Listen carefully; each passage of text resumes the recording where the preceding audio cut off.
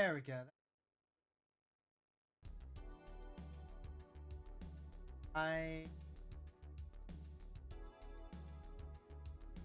Yeah, okay.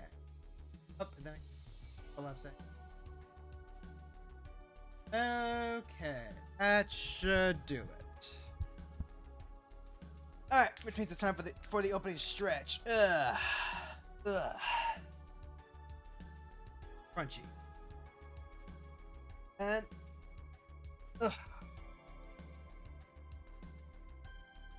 hey there, heroes! My name is Hero Girl, a friendly local neighborhood hero tuber, and this is the Daily Grind. This is that time of the day where we come on and we grind our dailies. Today is June 15th, 2026. Happy Pride Month, everyone! Happy Pride Month. Happy Pride Month. Can't be a hero girl hiding underneath your bed. Got to live the life you create inside your head. So I opened up the window, caught the wind one night. Now I sail with the birds in their flight. That's some hot deep. Those are some hot lines. That is some hot lines. Alright, chat. This is going to be the first week in a hot while, actually. I had like 1 week where I was doing dentist stuff, and then last week was take care of wife week. So like this is going to be the first week in quite a while where we're going to be just completely uninterrupted. Except it's going to be special week because we had the Final Fantasy draft this week too. Which means I'll be streaming Final Fantasy draft before I go play Final Fantasy.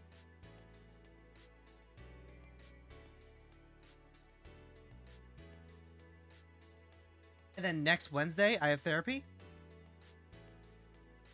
Yeah. Final Fantasy draft? Yep. So the Magic the Gathering Final Fantasy set is going to have a flashback draft this week, starting Tuesday, and going for 1 week. So I will be doing some Final Fantasy drafting. I love the Final Fantasy set. I love how well the limited environment plays. It's very synergistic. So we're going to be cracking Final Fantasy booster packs, building cards out of building decks out of whatever we open, and just jamming games. Opposed to, you know, what we usually do here. Oh, I already have Spider-Punk in. For some reason I was thinking I didn't have Spider-Punk. But no, that's good. Anyway. What we're doing here today is we're going to be playing some Garland, Knight of Cornelia. And one of the things that we're going to be keeping an eye on is whether or not we want the Roiling Vortex. This is a card that punishes free spells, so it punishes the Force of Wills, punishes the Dazes, that sort of thing. Card that I very much want to include in this deck, but I'm not sure what I would be pulling out for it. I could pull out like have tons of free spells ourselves though, so it's not like a fantastic card. Same time though, it feels like it would do a real good job of putting the hurt on whatever we had. Am I tempted? Pull out like, or maybe like a Mind Collapse. Actually, you know what? I'll go ahead and pull out a Mind Collapse to put it.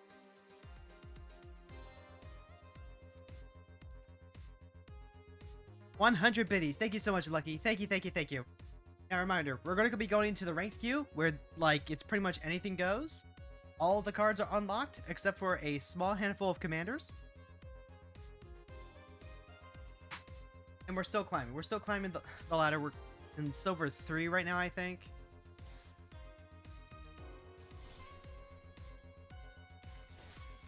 Yeah, we're in Silver right now. I don't think we're going to get to Mythic before the competitive queue officially drops. You can try, though. Also, we're getting close to July, and July is my streaming anniversary. I have a ton of stuff set up, or at least like I have better ideas for what I want to do for streamer anniversary. So that'll be something to think about. Also, game match against Sauron the Dark Lord. If we hit any of our campy countered effects, like Squelcher right here, we won't have a difficult time getting rid of Sauron.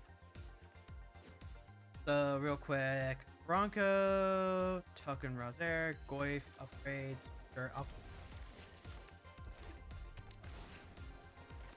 This is probably going to be Grixis control, very likely. So, start with that. I don't know if I want to lead on the Squelcher. We're definitely going to braid that Cold Steel Heart. That does make that hard.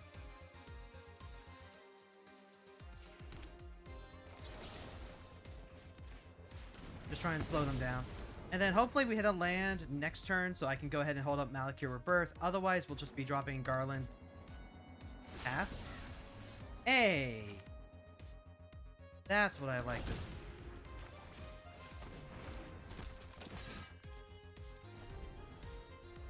And now we gotta just rush.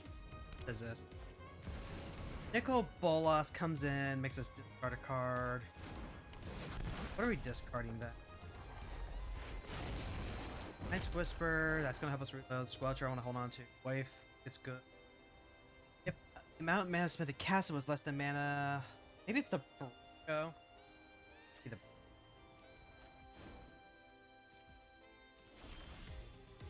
Dismember, that's pretty good. I like that. I could go Squelcher now. I could also go...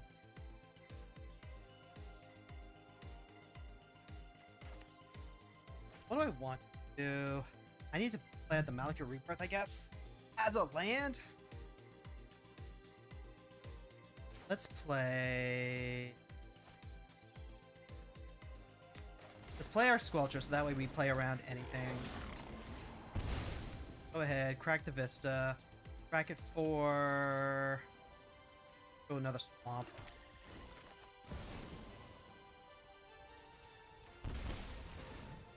Just Dragon's Rage Channeler. I want threats. That's pretty good. Then this point. But no, I'll hold on to this for one more turn. Just in case that we're going into a board wipe. Because Garland and Squelcher is pretty tasty for them. Like, they can kill the Squelcher. They're gonna kill for killing Garland instead, though.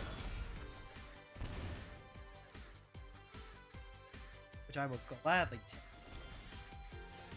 What do I want? I want... Drop Dragon Rage Channeler. Drop the Night Whisper. Now we can... Ghost Quarter's good. Not the color lane that I need. Perfect. That's perfect. Now we just need to find another removal spell to deal with Sorrow. Then we can just let Dragon Rage Channeler do the rest of the work. Currently a 5/6.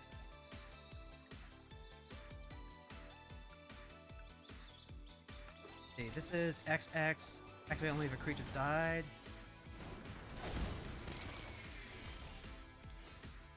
Oh, this is pretty cool. Go ahead and keep drawing cards. We'll use Dragon Rage Channeler to try and find something. Nope.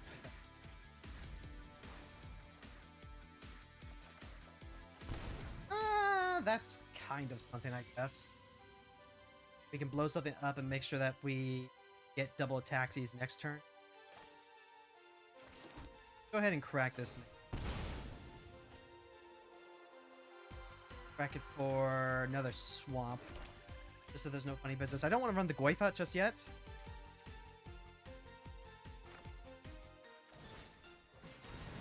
They can go ahead and keep a massive forward.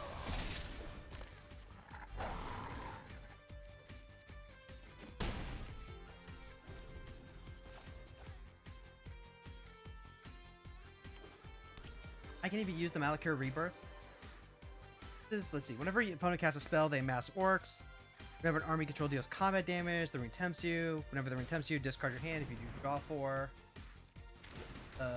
Painted Envelope is going to give them a fresh redraw. Currently it's 6, 7, 8. Take a Sauron hit. I'm definitely going to want to resolve the Goyf turn. They attack him with the Sauron yet.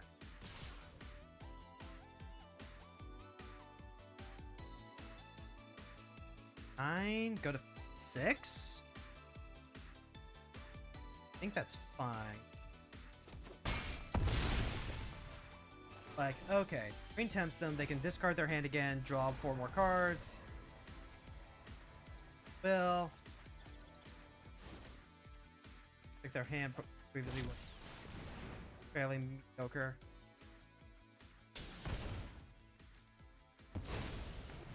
Okay, now I'm in danger. Now I actually have to block Sauron. Not ideal, but it is.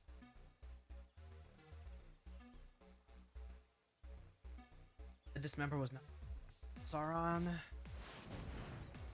Okay, so Primal Odin comes down.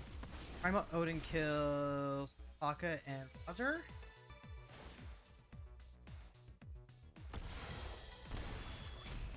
So then, if I... Right now I'm currently dealing 5 damage. Right now I'm currently dealing 5. 6, 7 if this hit, right? Because Riot.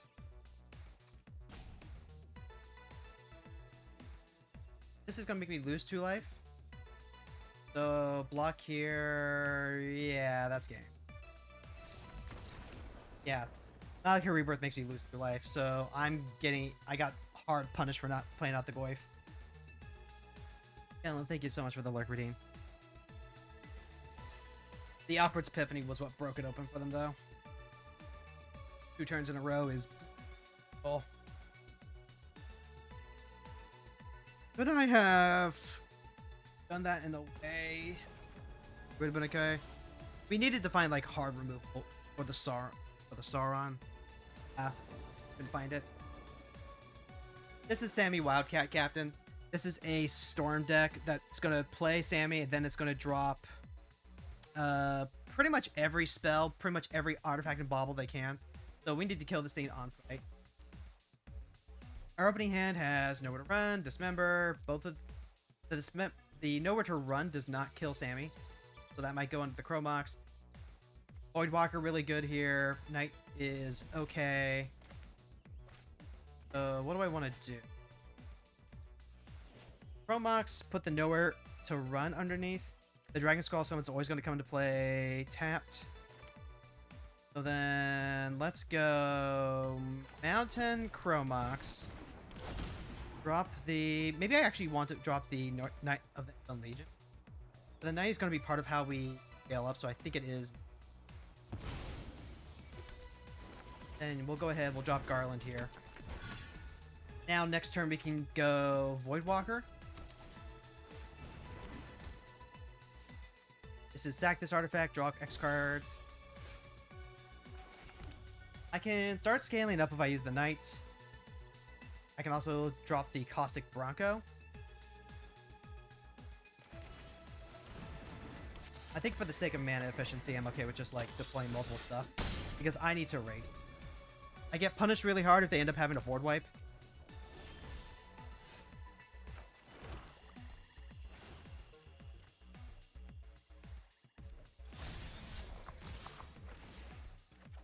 That's a free land. Yeah, let's go ahead and activate. Try and just like race card. I already played land for turn. I guess I should be scaling up the Knight, holding the back, case Knight and something else.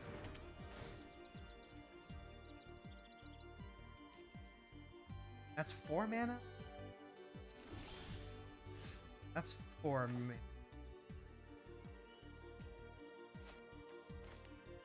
Let's drop the Sulfur Spoon.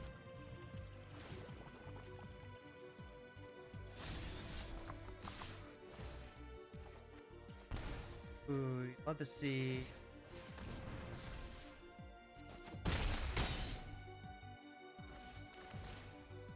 And then there shouldn't really be a way for them to... Unless they have, like, double white Wrath of God. Be a way for them to just, like, pop off. Then even the Razor Kid Needlehead might be a little much. But next turn we can drop Garland into Voidwalker anyway. Okay, so that's the 1 ring. Damage to each. So this is... Otherwise each opponent loses that life. Yeah.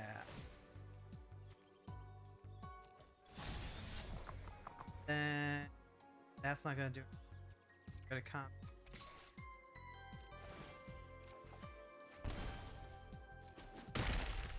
Then what is this? This is opponent.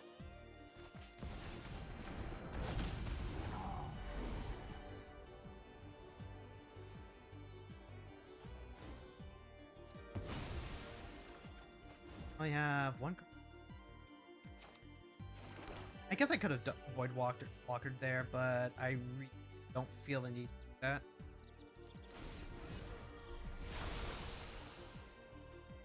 And I am, at this point, holding up this member specifically so I can kill Sammy as soon as he hits the board.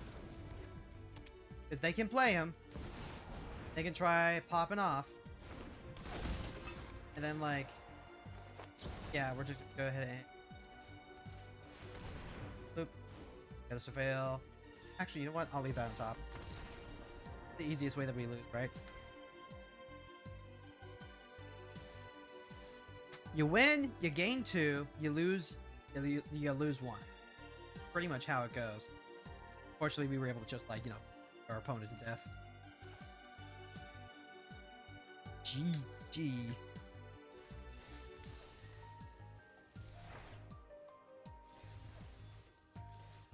Whether or not Jack is actually a good commander for ranked, I believe in the potential. I think there's a lot of really good stuff in Red Black Punisher.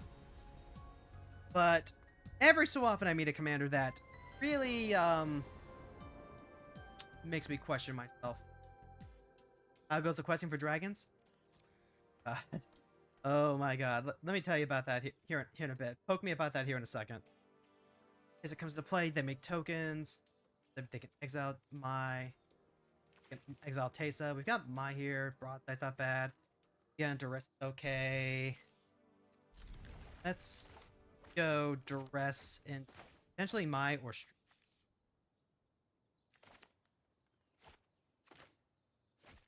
I might even go Blood Crypt, because maybe if we like hit the Needlekin, that ends up being better. Maybe this makes sure that we have both of our colors in case we do end up going to Strip Mine. So if we hit like a red 1-drop, then we're set. If we hit a black 1-drop, we're fine. So like as far as Dragon Quest goes, so like I got the purple orb, and then I saved, and then I wasn't able to like do anything after that. Turn target non-land permanent from your graveyard to the battlefield. That's a 5-drop. Legion's Landing is really small. The animate is bad. Creatures you control get 1/1. Creatures your opponents control miss -1/1. We're talking about just like small immediate plays. It's probably the Legion's Landing. Although I don't think the 1/1 white token does a whole lot.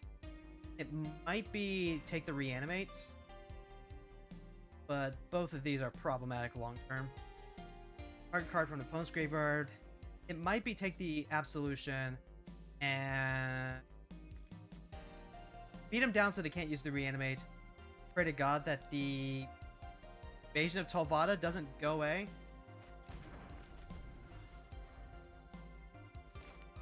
We'll definitely want to drop Mine next turn then, and then we'll have to use the Strip Mine to keep them off of Queso for a second. This is non-creature spell. So we'll go ahead, we'll drop Mai there. And then we can even go Garland Knight.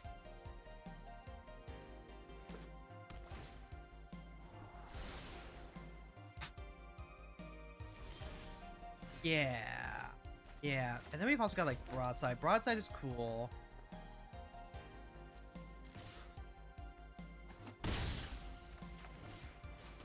Here's Garland. Here's Knight. Pass. I do have to be careful because the reanimate does let them grab my stuff too. So if I surveil anything here, not ideal. Anguish on Making. All right, they exile the vampire. That's fine-ish.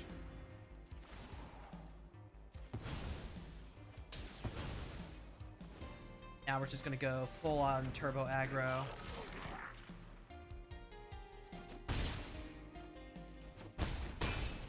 Got 11. I don't need to throw this turn. If I throw for 4, put him to 7. On the next turn... Well, first of all, they reanimate my Mai. So... Again, not ideal. We have Fell the Profane for when Teysa does come out. Control 3 more different creatures. Got the purple orb back, so you ran up against the Tyrant. Yeah, I ran up against the Tyrant. Okay, that does get them their lifelink back. Let's go Foothill. Yeah. If they... I don't think there's any way they don't cast Teysa, but you never know.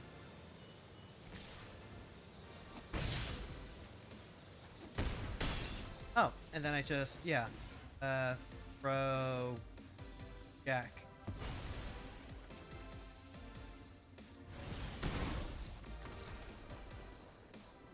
So yeah, I went up against the Tyrant. I remember... It was nice to see Hendrik and Jasper's history together. I really enjoyed getting to see that. I don't like the king. I still don't like the king of Heliodor. Because he's kind of a prick. Like, he's always, I command you and I order you, right? Like, even when he's not taken over by evil, he's acting like a dick. Like, he's talking to, you know, baby Jasper and baby Hendrik when they're just little squires in training. And he's like, I order you to stop fighting. I want to show you my daughter. And it's like, man, there is, like, no warmth or familiarity in this guy whatsoever. And you can say, like, well, he is the king. Yeah, kings don't have to be a dick.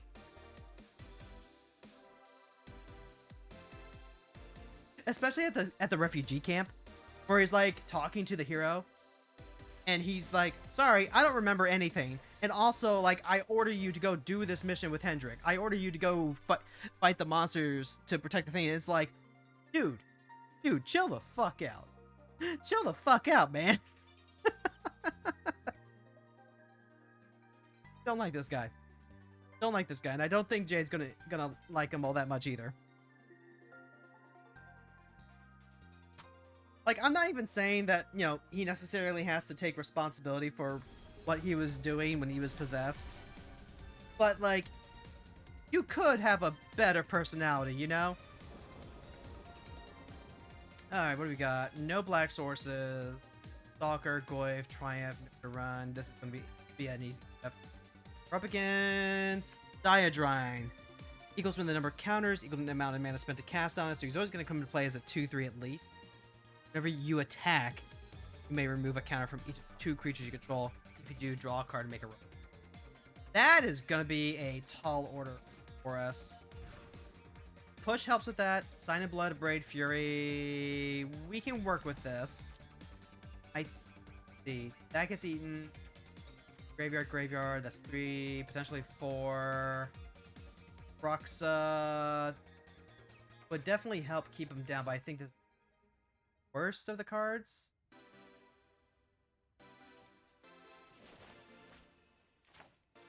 I'm gonna need to surveil with the Arid Mesa, so this probably grabs a swamp. Which means that we're probably fatal pushing like the first thing that comes down. No, we are saved. Suicide is currently has flash. Prismatic Vista always has to grab a swamp currently, so always leave with the Arid Mesa past turn. There's Gallic Reader. If I grab a Surveil land, how often does that translate in do anything else? I think if I can shock this turn.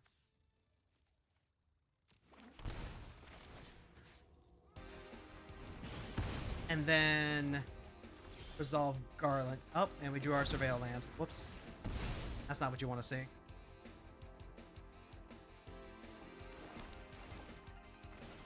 Play Garland now, because we play Garland before we start playing our spells, we get better selection. Now we've got a Braid, we've got Push, we got Sign in Blood. And we're really just going to have to try and, like, 1-for-1 this guy on every single instance. Alright, so that's a 2 mana card. I could Sign in Blood and try and set this up. Fatal Push. I think I need to hold the Fatal Push. So then this is an artifact, right? Let's go Theater first, since we're always going to do that. Bit of Triumph.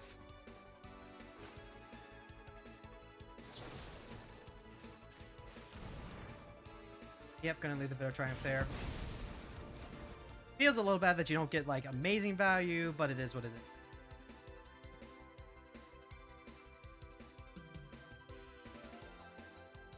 is. The King of Heliodor, not remembering, I can be okay with. If not in that scene, then later on it's mentioned that Vortigern has possessed him since, like, the day the Luminary was born. Yeah, that was mentioned. That was mentioned. So again, it's not like I blame him or hold him personally accountable for everything that he, quote, was doing while he was possessed. But it's the fact that he's still acting like a dick after the possession that gets me, right?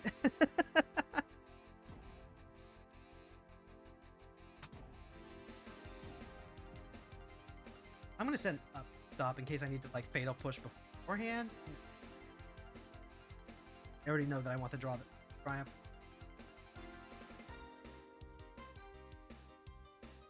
Also, I've got a little bit of a...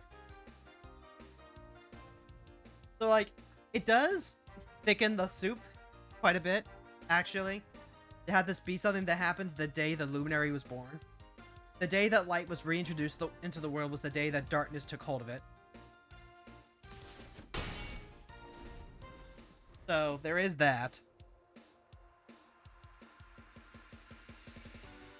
At the same time, though, like, this is supposedly the man that my parents told me I could trust, right? This is the guy who told me that I could implicitly trust this man, that he was a worthwhile man, that he was someone that would have my back and all that. I will say that the strategy is sound, though. I do agree with the strategy, because, like, what happens is that he takes a chance. Takes a chance on his people, the refugee camp, being able to hold on for one more monster assault, while Hero and Hendrik sneak into the castle and take out the control tower, the thing that's, like, enabling all the constant monster raids. So it's not like he's an idiot or anything like that.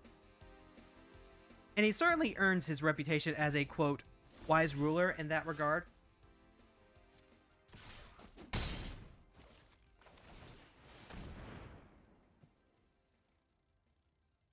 But it's also very much a situation where, you know, maybe I can understand why he is the way that he is.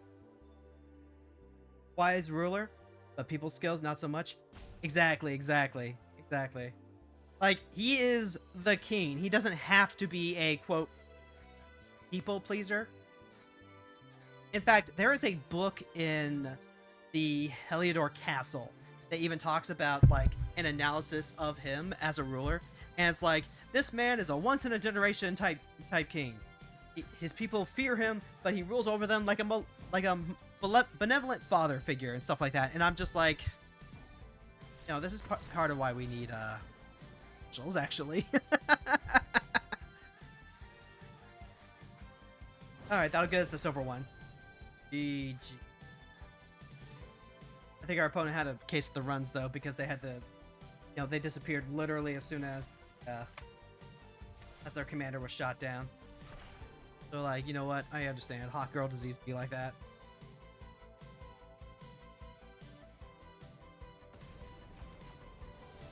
Man, being aware of, like, all of the problems that come with monarchy really does make it just that much harder to enjoy, like, classic fantasy stories that have monarchy in them. What is this? Power is equal to the greatest mana value among artifacts you control. Whenever the ready enters or attacks, choose an artifact in your graveyard. You may sack an artifact. If you do, return the chosen card to the battlefield. Gotcha. Okay. We're going to be doing some... If I hit another land, this is amazing. Then I get Disruptive Flute to ready. Thoughtseize. Ebonite. I have some action. This would be a very greedy. Because most of these creatures do get shot down almost immediately. The Disruptor Flute, though, that is just really good.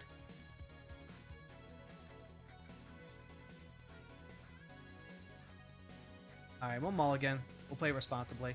Stalker, Painful Bond, Sign in Blood, Transmogrant. We'll keep that, and we'll toss back the... Might be the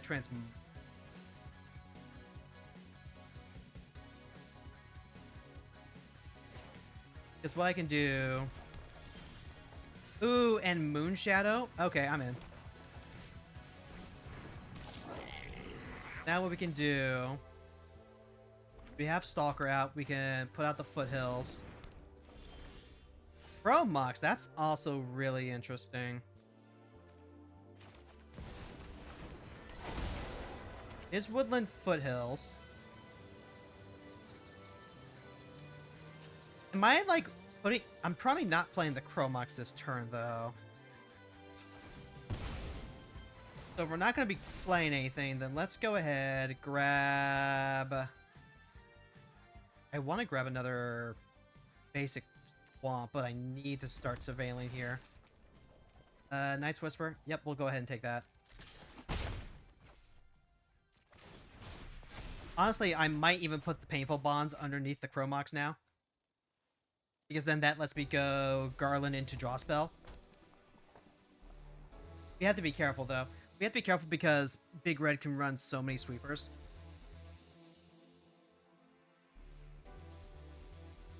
As far as the Tyrant battle goes, you felt a bit over-leveled. Honestly, I can see that, because, like, you skipped the Black Dragon fight because you were feeling over-leveled there, too. Arcade 1-0 and Haste. If they have, like, a Thrill, that's probably bad for me. Alright. We're going to go ahead and play Garland first, because playing the Chromox actually gives us another Surveil. Lightning Bolt, you are 5 toughness, so Bolt does not do anything.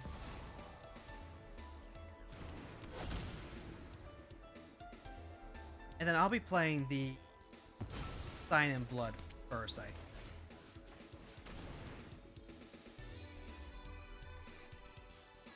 that's a mountain. We can go ahead and toss that away, and that'll trigger both of our creatures. We get destroyed if what they end up having is like Thrill of Discovery, sack, discard Portal to Phyrexia.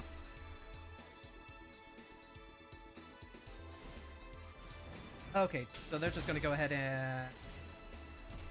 Let's see. When this enters, 5 damage to target creature. Gotcha. So they're going to use this as a way to shoot one of our creatures. Probably the Moon Shadow. Garland isn't going to do a whole lot. Yep, okay. Yep, they shoot the Moon Shadow. This artifact or another artifact enters. Oh, and it's also attack. Okay. No blocks. We have Bitter Triumph. Yep. Night's Whisper first. Magus of the Moon, not what we want here. Again, it's a mono red deck. Ooh, Voidwalker is really good. That is really good for next turn. So let's go. Do I care about the nowhere?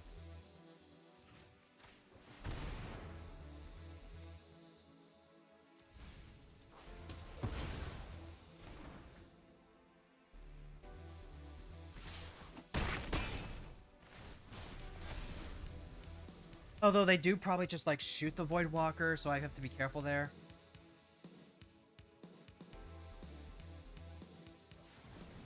Like holding the nowhere to run just to trigger the Garland is probably about right. Okay, so yeah, they do have Winter Moon. That's something to think about now.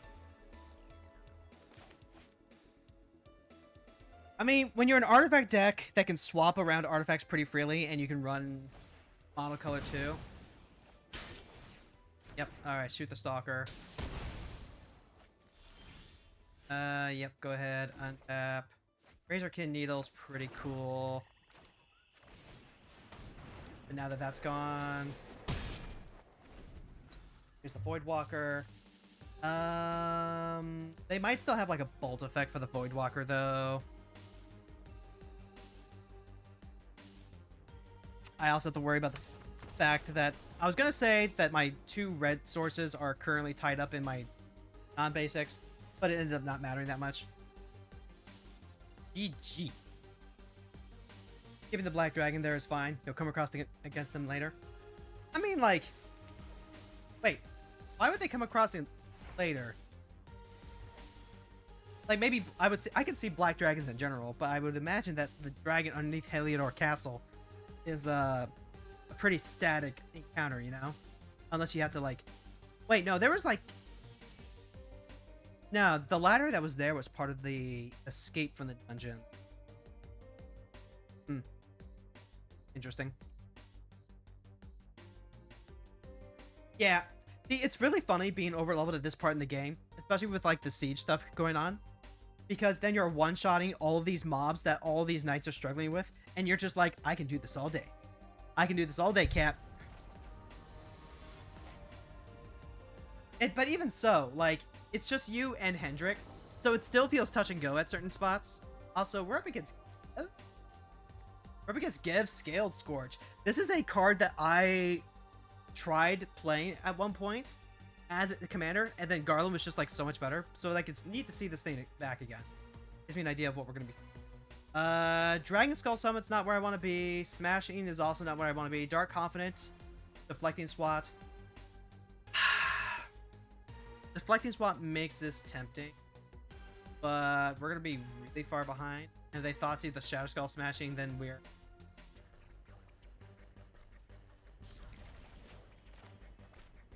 I talked myself into it. Alright. All Carver. So, this me... Yeah, Gev's not going to do anything this turn. I am going to go ahead and... You know, basically set myself up to take out their own Gev. Because I have this Deflecting Swat that I can play for free. And they're almost definitely going to be full dot deck. Oh, no. When this creature or another lizard enters, this creature perpetually gains Battle Cry. Alright. Yep. Take that. And now I have decisions to make. I need to suplex this thing immediately, probably.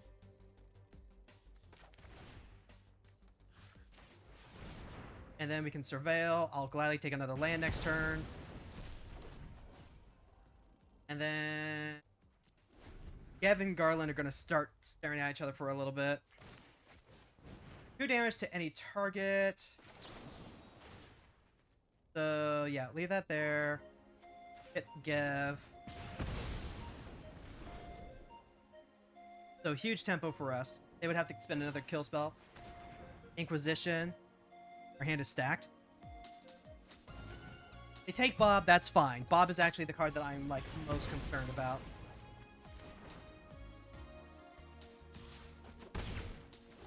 Alright, so now we can go ahead. We can play Swamp. I can play Moonshadow and Night's Whisper. I can also drop Opposition Agent, make their tutors worse.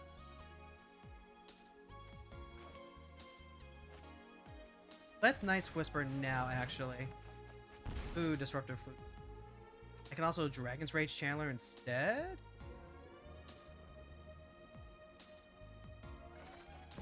Let's Moonshadow now. And then next turn we'll Dragon's Rage Channeler. Just mean we'll see dragons? Okay, yeah, that's probably. Here's Dragon Rage Channeler. Dotori Mauler does get bigger. Like, that is a thing that we have to think. This always has to come down. Where to run? Dotori Mauler currently hopefully does not die to that.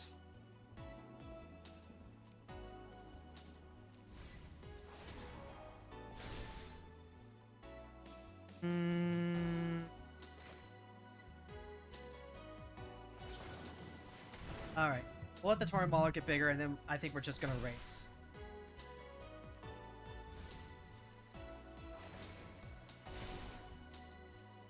Again.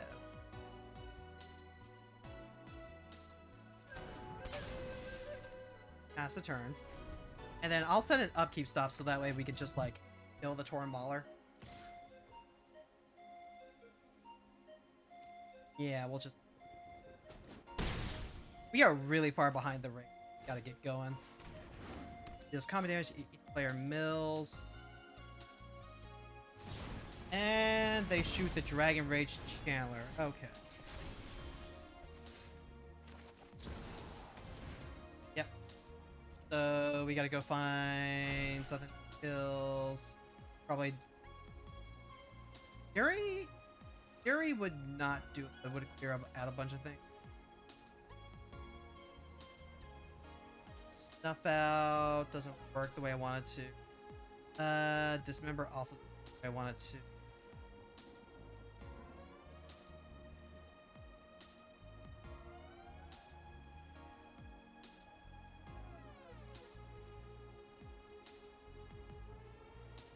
Fatal Push would be nice, except I don't have a way to, like, trigger Revolt.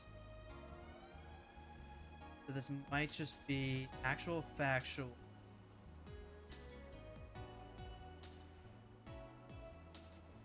Bitter Triumph.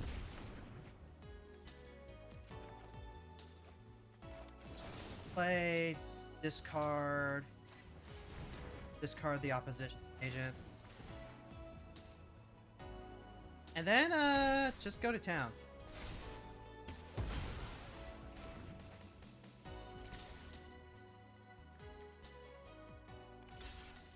Oh, right. I forgot that they could Death Touch. Alright, that's on me. Alright, Faceless Agent. Lets him grab a lizard. Mox Amber. That does let us surveil and find, like, something else. Forgetting about the Death Touch was a punt.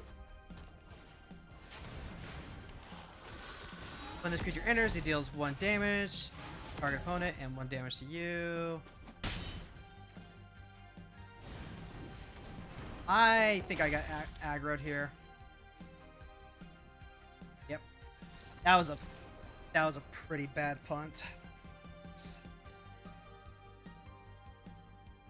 Too much damage too early. I forget, and the Torn Mauler was, like, brutal.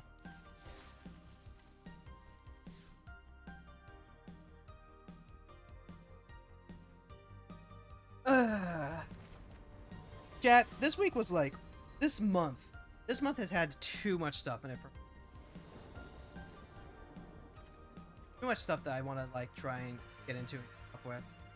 Also, we're up against Garuda, Doom of Deaths. This deck is going to try and, like, mill through its entirety, bring back a bunch of clones to copy it, and re-trigger its effects, go through its entire deck, and maybe go into, like, an Arden. Brief, Poka, Fable. Fable's actually really good. I think this is a keep. I think what we do is... Oh yeah, you can see the mulliganing to try and, like, get the incredible fast start. I want... It kept on 5?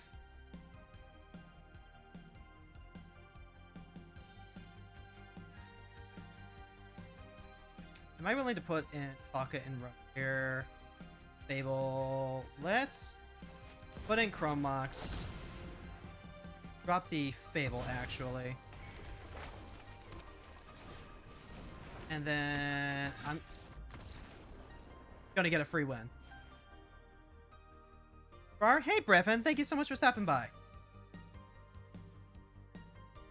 I guess they were less digging for their combo and more digging for, like, a really good aggro hand.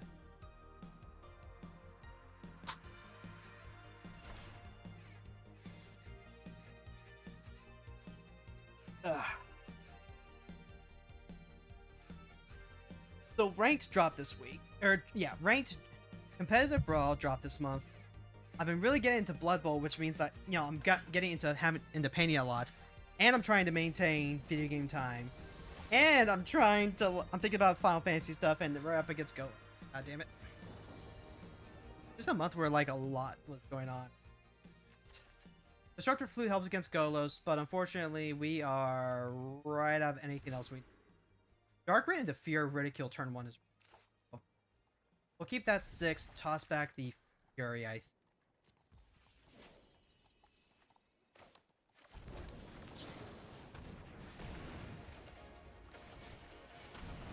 Alright, so they have turn 1 removal, then we lose our Fear of Ridicule. Otherwise, we're gonna start spiking some stuff. Alright, so we get a free Noble Hierarch. That's not bad.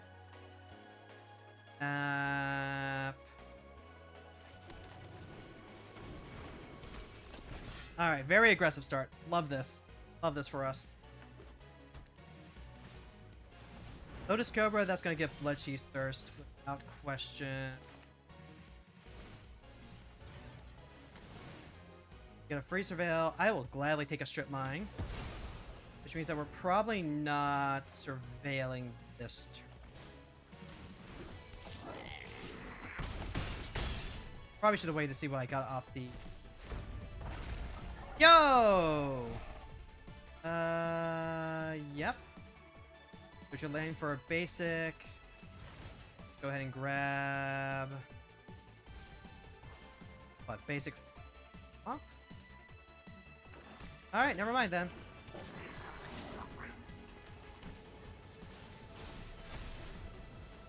Goodbye.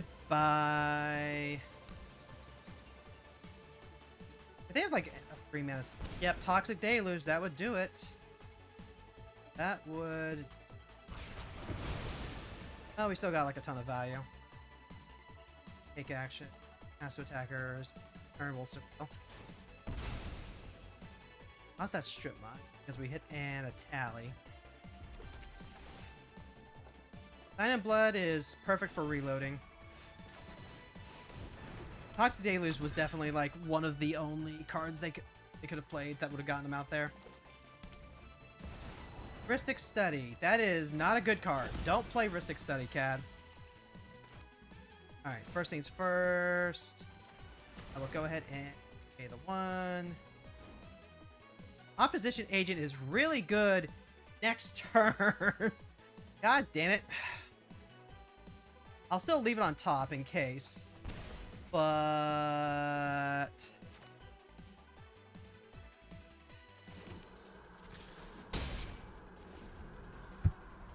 I need to pray that that either they don't have a 5th land, or that this land comes into play tapped. Nope.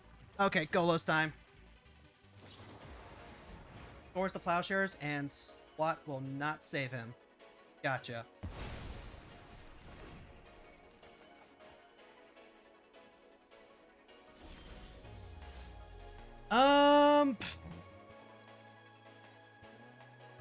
If I don't play Jack, then it's like, obviously there's something up.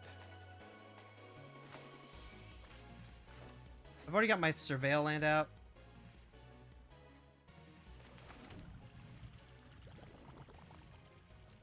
Maybe they'll think that I'm scared. Okay. So now this is either they go ahead. I'm going to try and do this in response to Golo. Choose your targets for spell or ability.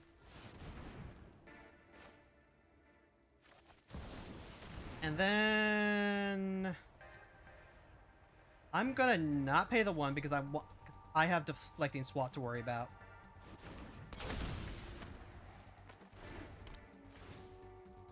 Alright, so now we get to search our library for a land, right? Can you search your library for a land card?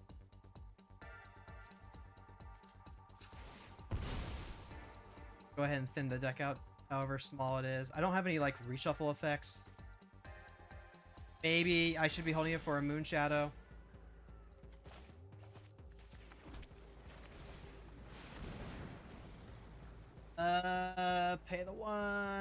Yes.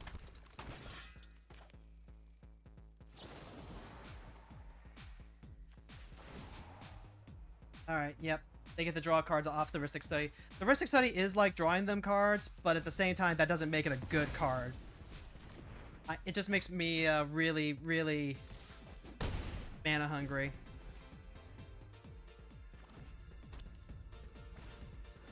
Yep, that's Talisman. That's fine.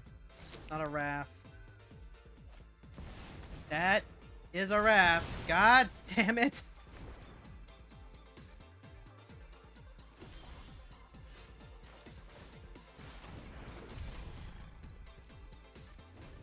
Alright, that's 5 in the air. If we can swing it.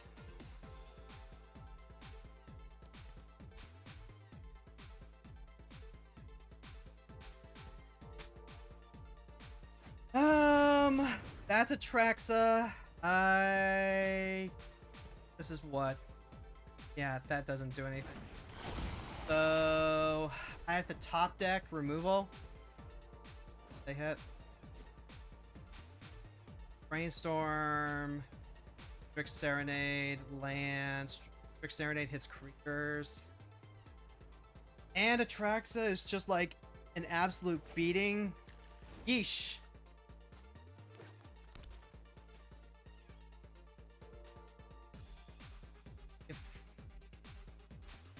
They did have to have like 2 rafts to get through that.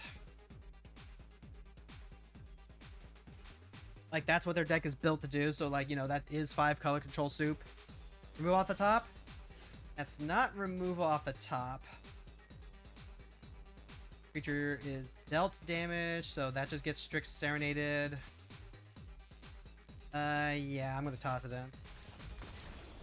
I guess I could have used the deflecting swats to Strix, but like, even if I'd like shut off their ability to gain life, like they're just so stable from that.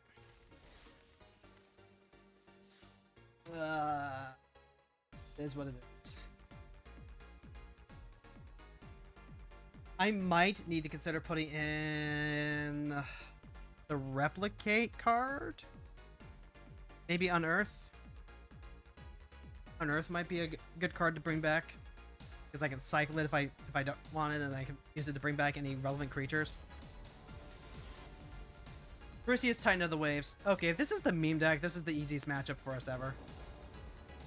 Mox Amber, Fatal Push. Oh, we have... Oh, the opponent gets to go first. The opponent gets to go first. That's...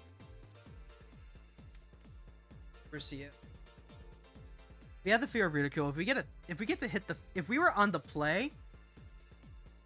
No, that wouldn't change anything. This Mox Amber doesn't change anything. I think I need to mulligan more aggressively. Deadly Rollick, I would gladly keep that. Then we can go ahead and...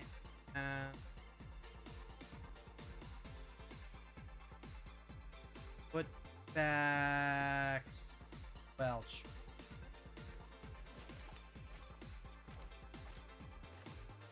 Deadly Rollick is a free spell that we can cast off Garland. Mishra's Bauble is a free card that we can cast off Garland, so we can dig. The only downside is that we don't have a turn 1 play.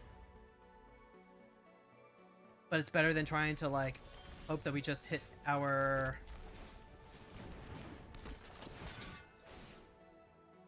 Marsh Flats is... Take a look, see what you're drawing. We already know what you're drawing. Yeah, it's Mountain. Alright, we get to draw Mags of the Moon. That doesn't do anything, but it is a creature.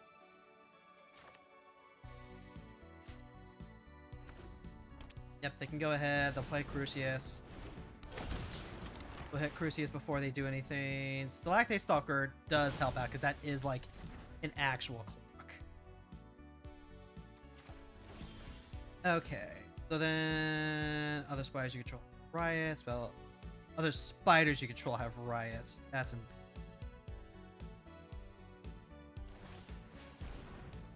we're gonna give this guy haste, I think. Crack this, grab Swamp. That'll grow our Stalker. And then Stalker is also something that we can use to answer Crucius. As long as we leave up 3 on the next turn.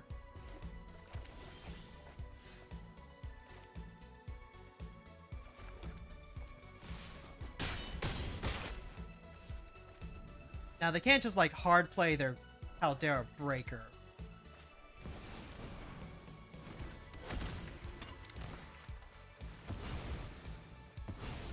So pray for me, chat. Pray for me that we don't just like get zooted here.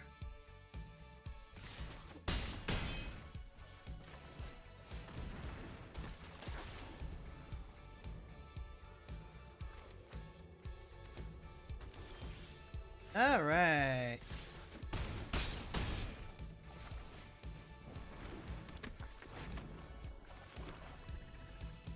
Like I said, easy win as long as you have the removal. Because like at this point it's too late.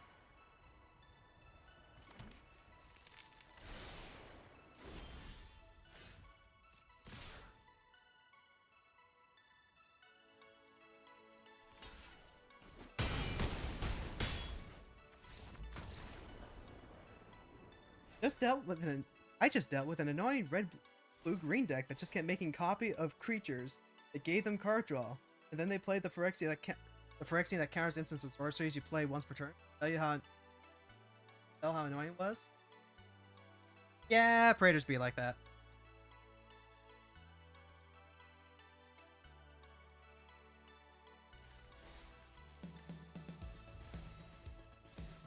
Alright, how far are we? We got time for like one more game before we switch over for Final Fantasy? Yeah, that sounds good. Actually, hold on. Double check real quick on where we're at for dailies.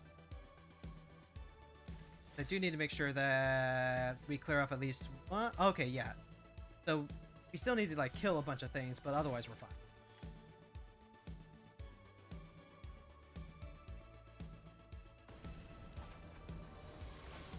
I still need to... Up against Laughing Jasper Flint, the crime deck. They want to cast our own cards against us. So if we have removal, we're good. Otherwise, maybe not so much. Fear of Missing Out, Sign in Blood. This would not be like an awful hand normally. I think the Moonshadow does help. Play draw different. I'll keep it, but can't say I'm actually expecting this to turn out particularly. We'll go ahead and shock this in foremost. Give us the most flexibility with casting our cards. We also have the option of playing the Fear of Missing Out next. Like I can discard an extra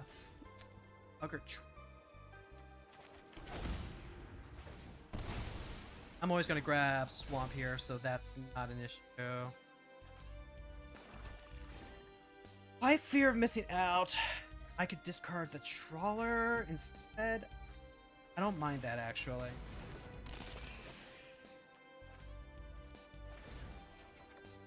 Gives me another lane. Having double black is, not ideal. Alright, what are you? This creature deals combat damage to a player. Random non-land card in that player's hand perpetually gains. When you cast a spell, you lose 2 life. Yo, that's actually... Hold on. Oh, hey! That put us in the gold 4. Yay! Hold on, gotta sneeze, hold on. Ah! This creature deals damage to a player. Non-land gain.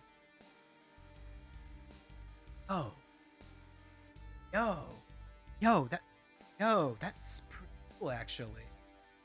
That's the kind of hate card that I can get behind. Opposition agent doesn't heisting. This is like really awkward. What card? The Wagon Wrecker right here. Like, it doesn't do anything when they don't have cards, but it is a 2 menace card. It might not actually be what we want, but maybe in like a mono red shell, that could be alright. our deck's kind of tight for space anyway. Drawing the mountain here is actually really awkward for like follow-up turn. The game's already over, but like for mental load, I'm just thinking about what I would do on the next turn. I think I want to play Garland for sure, even though it makes me hold up 1 mana. Yeah. Can't hate that card. I can't hate that card either.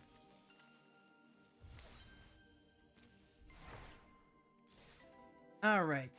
So we're at the top of the hour.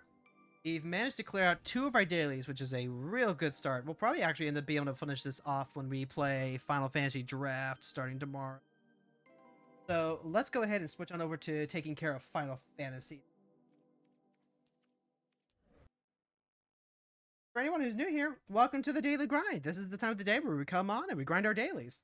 We are over live on the YouTubes and the Twitches. I am your friendly local neighborhood hero tuber, hero girl. You made a squirrel deck? What kind of a squirrel deck?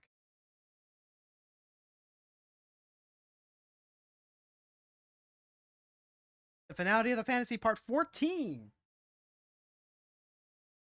So like maybe that works if you do like mainland games. But like what if you don't do the mainland games, right? Like what if you're including all the extra parts in that? Actually, hold on. Did 13.2 or yeah, 10.2 had to have come out by the time 14 was. Golgari Squirrel deck with Camilla? Huh. Most people go with Chatterfang. So Carmilla's a fun choice.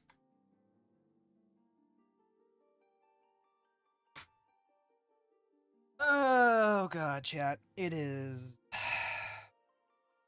I need to find ways to scale back. I need to find ways to scale it.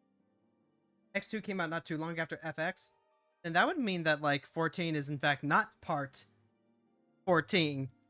Like if you pick all the stuff that's in continuity to each other. Because then you also have to think about tactics, which is canonical to 14. Camilla gives you a Squirrel's Menace. Yeah, she does. Alright, chat. What is on the docket for Monday? Monday, we have 1 Wondrous Tales that I need to do. Just the 1. And I might actually queue in. I remember. I'm actually going to queue to pop it off. Excellent. Tomorrow looking fabulous as usual. Thank you. Love my Blorbos, chat. I love my Blorbos, but I also it's just like having. Okay. Yeah. So when we get to as we get to the Final Fantasy portion, this is the part of the stream where we start yapping more. This is where again, this is the daily grind. This is that time of the day where we come on and we grind our dailies.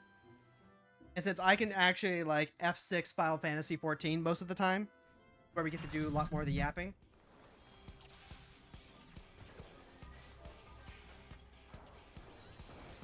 Voice wave, hello. Also get the... Oh, wait, whoops. I forgot which buff I had.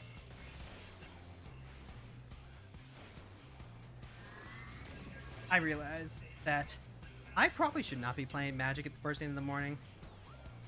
Maybe, especially if I'm like still in brewing mode. Because it is very, very warm in the valley today. It is so warm, in fact, that we have to consider the fact...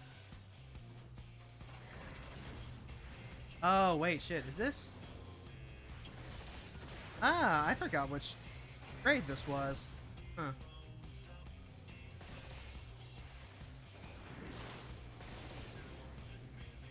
Got Helmet of the Host in the Carmelo deck.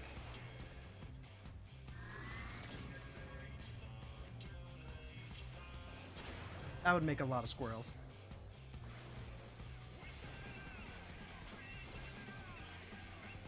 I can't play Magic in the morning anymore. I get too frustrated when I'm trying to like brew something up, and then I get too focused. I get too tunnel visioned. No good. No good, chat. the daily grind is starting to turn into the only day where we can actually like make time to play Magic. Oh yeah, yep. Okay, this is brute justice.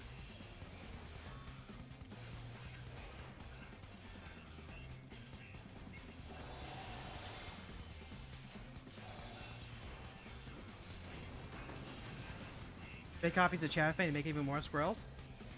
That does sound like a lot of squirrels.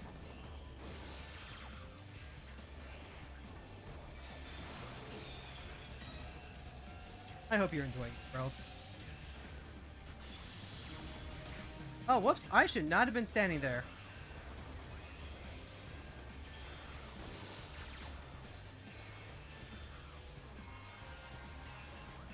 We're gonna have to work on the session though.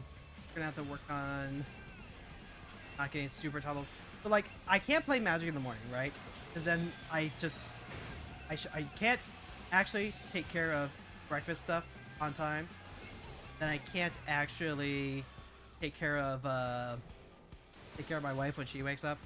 Like, it is just really hard to actually do any of that. Hold on. We want to be... Okay, yeah. Want to be...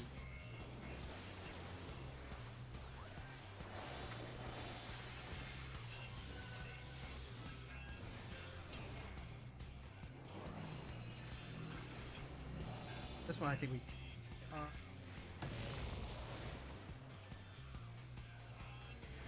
platforms. I haven't done brute justice in like forever. So, okay. When do I play Magic then if I don't actually have the ability to do it in the morning or even in the evening? Especially during the evening, because then I just like, I don't want to go to bed and then I end up staying late super long. Ah, shit. They're gonna combine, chat. They're gonna combine. Oh, there they go. They're combining. Brute justice! I always love this fight. This fight is always just, like, fantastic.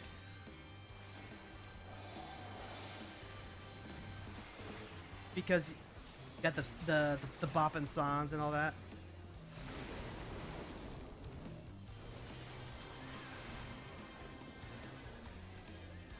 Oh shit, we got a disconnect.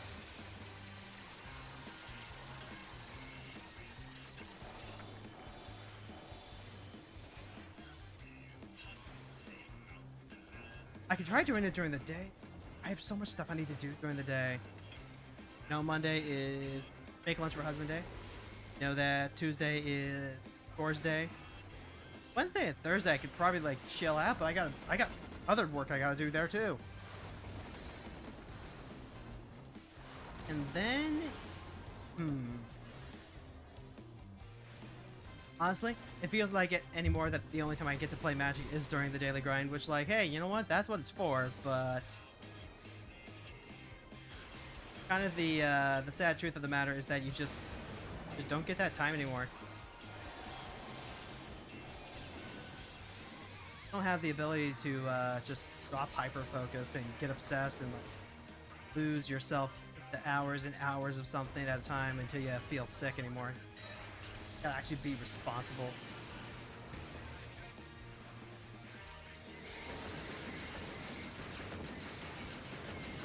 Ooh, actually, hold on.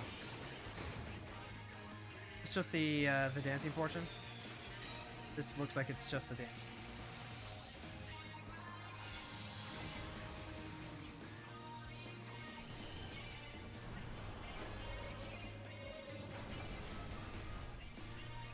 I can never...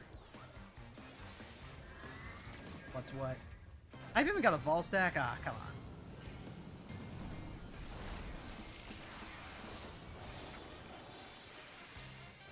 Don't worry, we're almost done.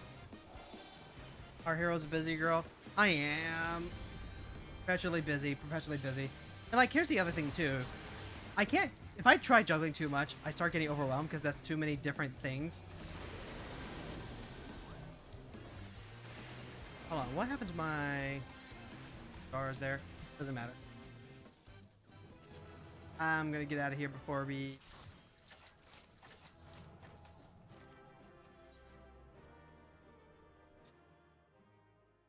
Okay, so that finishes our wondrous tales. What I was trying to say was that I can't hold on to like a bunch of small things. I keep doing this thing where I try and put like a bunch of small things together so I can do quote more all together. And yet, whenever I do that, I start feeling overwhelmed. So I can't actually do that too often. So if I want to write fics on the weekend, if I want to work on essays during the day, if I want to work on book in the morning, I gotta be so judicial with that. And then like to help with that, to help like the flow of it, to help the well of inspiration, I actually need to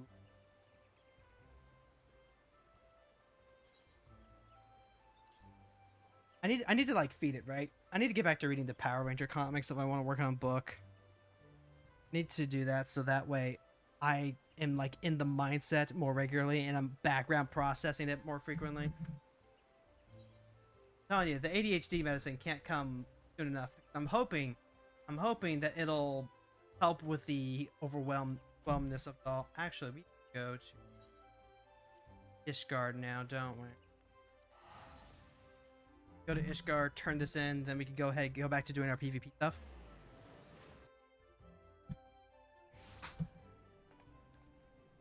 I was gonna remember back to go for this. Oh, this might actually level us up. We might be close to done with Ninja here. Because we're 69 right now. Nice.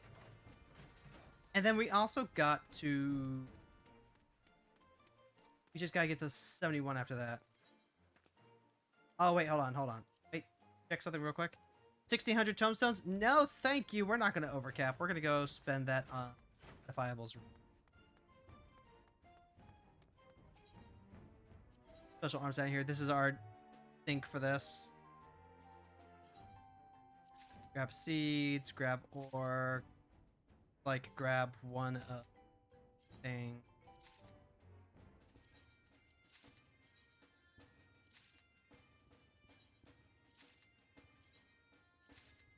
And that will help keep us under control as we keep leveling it. Honestly, I don't think we need too many more tomestones. Yeah, no, we're not gonna...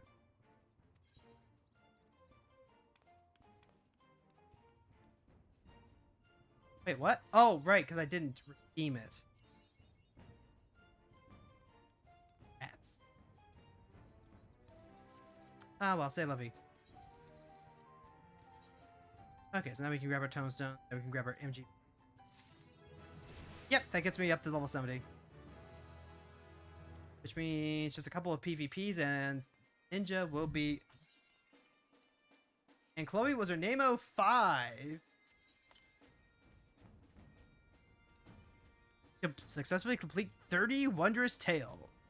5.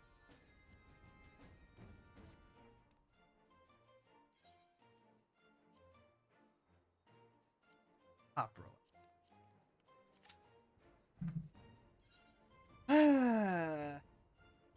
And this is part of why it's, you know, Dragon Quest has been a little on-off, right? Because I'm trying to do it in conjunction with doing other stuff. But really what I need to be doing is remembering to do it, like, the hour before I go to bed. Because that's actually really good wind-down time for me. When I play Dragon Quest for even, like, an hour, right? When I play most video games for, like, an hour. When I can do that, it helps scratch that itch of the brain that feels like I didn't get a chance to play. But that requires me to make sure that everything else is taken care of before 9 o'clock since I had to bed at 10, you know? So I need to make sure that dishes are done by 9, which means I need to start dishes by 8:30. Which should be fine. I shouldn't have an issue with that. Except sometimes you just, like, you lose track, and sometimes you're just slothing on the couch. Executive function is getting to you. Help me, ADHD medicine. Please, help me. Ooh, we are right out of the gate there. Oh, we're on Cardinal Flat. Alright, so this will be relatively straightforward. Ow! Crunchy, crunchy, crunchy. Oh, by the way, chat. It's Monday. It's Movie Monday. Meaning that this is the first day that I have a chance to actually tell you about the movie that we saw over the weekend. And since it was husband's pick, we actually ended up watching Lord of War, the Nicolas Cage film. And that was an interesting one to watch. Interesting because it made me realize that the hardest films for me to watch aren't hard because of their content, but they're difficult because of their character. And kind of what I mean by that is that I get apparently I get anxious when I'm watching characters who have like a very Shakespearean tragic flaw, and like the theming of the movie puts these characters into a very bad spot because they're not cognitive of their flaw, because they are characters, because the destiny that awaits them is as it would have always been, and they are doomed to repeat the errors of their mistakes, you know? Some Hamlet, Romeo and Juliet type shit. Any reason I'm off and on with my gaming combination of work schedule and babysitting the niece? Yeah.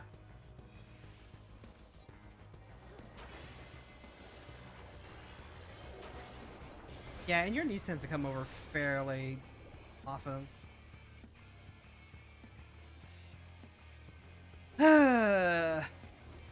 If it was like that for me, where like my hobby enjoyment was subject to, you know, whether or not I was needed to babysit, I think I'd go actually nuts.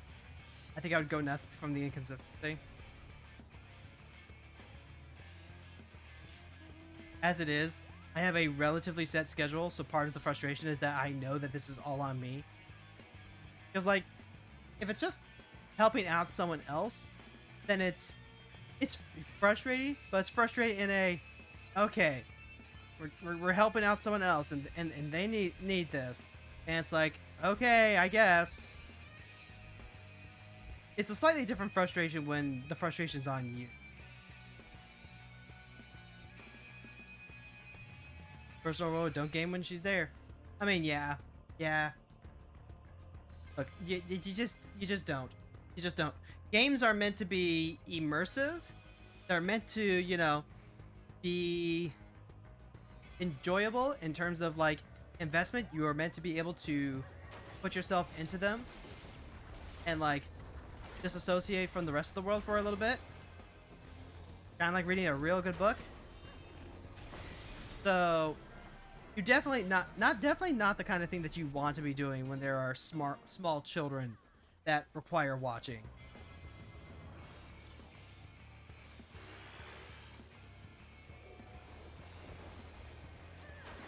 No, I don't think we're gonna be winning. Fight. We can try, but yep. Other thing is just being tired from work, which fatigue doesn't kick in right away. That's true. Like, the exhaustion is definitely a huge hurdle to overcome. I think that's part of what exasperates the executive function, right? Because while this is a problem with people with ADHD in particular, I do think that there is some amount of that problematic for like most people. And there is also just like, so video gaming is supposed to be the thing that you do to relax, right? Except when you're gaming, there are hurdles that you need to overcome in terms of like setting up the actual damn console, getting the control ready, getting comfortable, and just like, you know, taking the initiative to set the thing up. And if you can't do that, that actually, like, sometimes that can actually feel like way more work than the actual relaxing game part of it.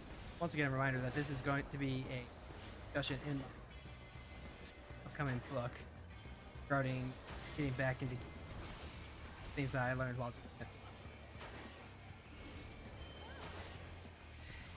Yeah, like my game a little tonight before bed, but probably won't be Dragon Quest since I got 5 a.m. shifts all week.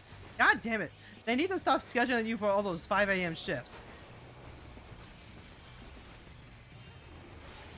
Because I hear you bringing that up a lot, and it's like, I understand the work that you're doing necessitates it sometimes, but like, that often is hell. Like 5 a.m. start time is part of why my husband has to head to bed early on weekdays. Because he also has to get up at 5 a.m. just to catch the train and then ride that for like an hour or so to his work. Sucks. Sucks because it means I don't actually get to see my husband. My husband comes home, he's also exhausted, tired, he just wants to veg out in front of the computer, watch videos, you know, run Pokey Clicker and stuff like that. And then I don't get to spend time with him. I don't get to spend time with my beloved husband who I have chosen to spend the rest of my life with. Because he's just so out of it. Like, it's not even just the work, it's also the commute to and from the work. That also takes its toll on him. Sucks. Sucks. Telling ya. Now that I'm gonna finally have the ADHD meds, I can look at what it's gonna take to move. And then we can start making plans.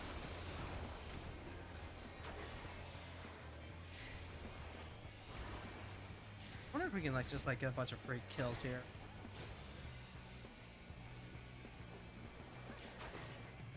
Answer is yes.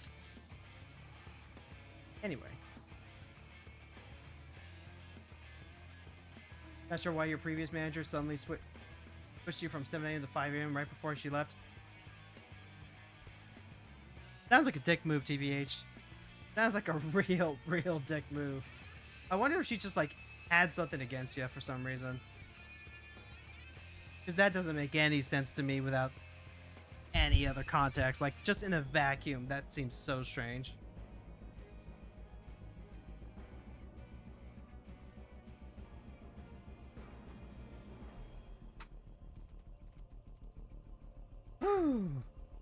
By the way, chat, I got a new payout.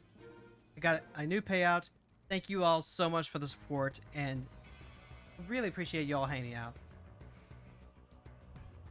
Really helps me feel like, you know, I'm not just spinning my wheels here, I guess is probably the best way to put it. Oh, hold on, I've got Battle High 5? Not Battle High. Like, it's a little progress. I think you're a big part of that, Lucky, actually. It's actually just like huge. It's huge for me because it's a nice little reminder that despite everything, we are advancing things little by little. I think some of the frustration does come from the fact that it doesn't feel like things are moving fast enough. But by George, by golly, we are digging this mountain out of a molehill one iota at a time.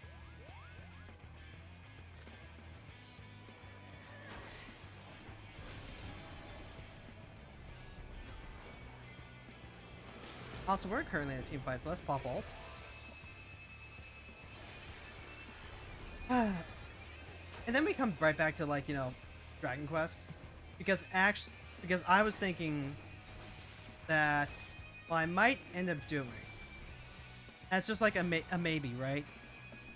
Is I may need to spend some time planning for some additional streaming. It happens every couple of months or so, where every once in a while, because I'm feeling overwhelmed, I need some, not quite vacation time is probably the best way to put it. Like, if I go on vacation for any more than a few days, I'm gonna go stir crazy. I'm gonna go I am not where we want it.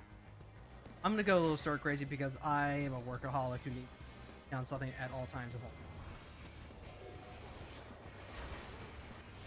Oops.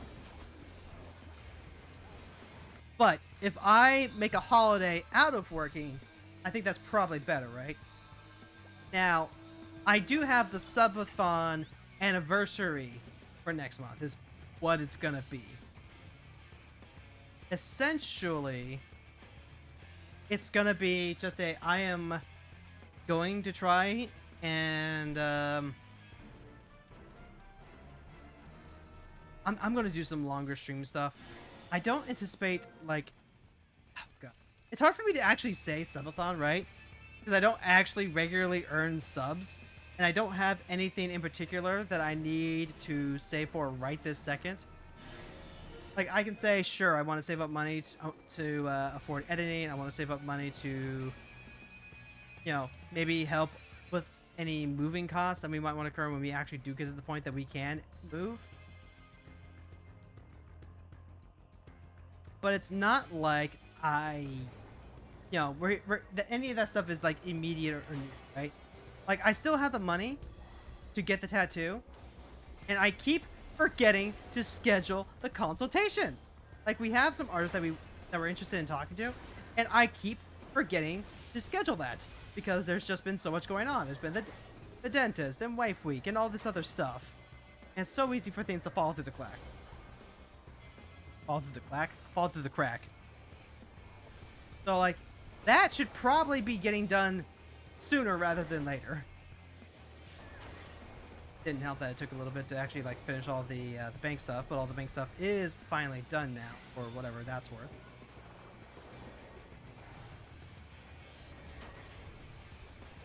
Okay, so I might just be streaming like anniversary stream as just like a general celebration of, hey, you know what? We've been here for a whole another year. Like what, 2026? We started streaming 2022. So this will be my 4 years. This will be my first. No, wait, what? First anniversary. This will be third anniversary. Hold on, how does this work? So I started streaming in 22. So my first anniversary is 23, 24, 25, 26. Yeah, okay. I'm not crazy. I just forgot how to do math. Okay. So yeah, this will be my 4-year anniversary coming up. And I probably won't be doing anything specific in terms of like raising money then. Like, I'm not going to have goals or anything like that. I'll just have plans. I'll just have plans. Was Benita has plans. You know what I'm talking about?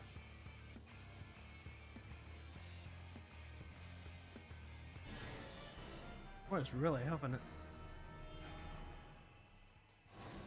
And made it.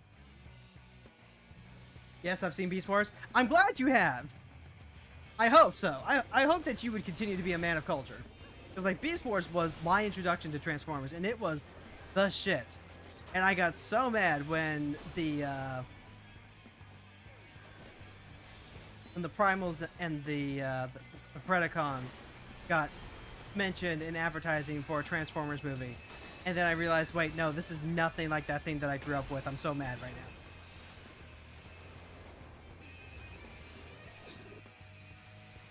Also, chat, can I just say, I was watching Beast Wars when I was like a kid, like literally single-digit years old, and I was already hooked on the idea of the oh, let's see, what was his name? Silverbolt, the Silverbolt Arachnia ship. Even back then, I was into Toxic Yuri. Now, granted, you know, Silverbolt's a guy, but like, you know, we can still have like we can still have Toxic Yuri with hetero couples every once in a while as a treat. We just barely lost that one. 24 assists? How good is that? Not enough for top 10.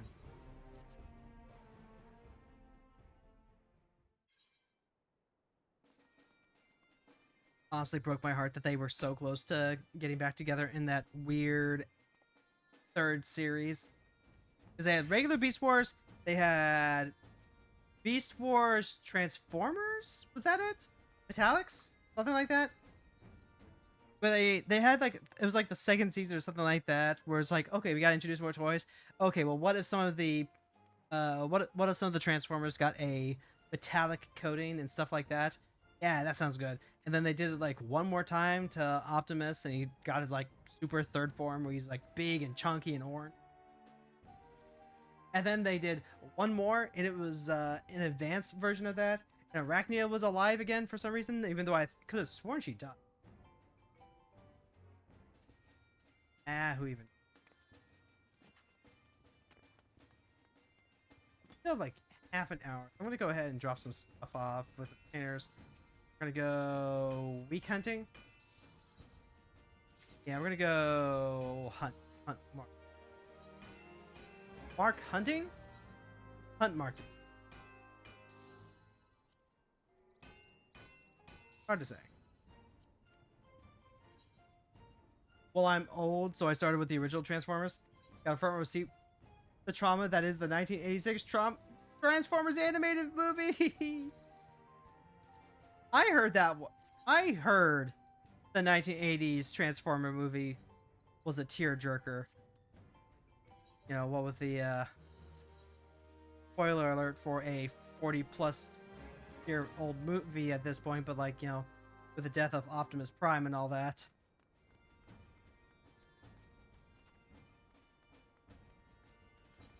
I love when halfway through, like leave one more PV, like a fate or so, and it'll be good. Chloe, are you taking any of the teapots? You are not. You're taking orphanage.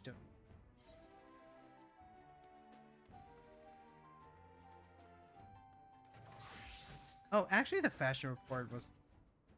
I don't want to look. Yes,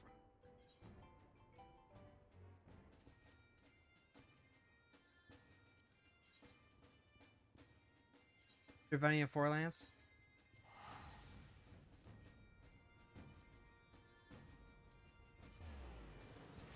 Oh, I completely forgot that was in the middle of talking about Warlord, the Nicolas Cage film. Although I did mention the most important part, which is just kind of noting that Shakespearean tragedies can be a little difficult for me to watch at times. But hey, you know what? Neither here nor there. Honestly, surprisingly, it was not a Nicolas Cage B-movie type movie. Although his narration certainly made it feel like that at times. Tearjerker? Straight up shocking? Yes. Hasbro gave the okay to just get rid of all the popular established characters for the sake of making room for the next phase of the toy line. I know, right?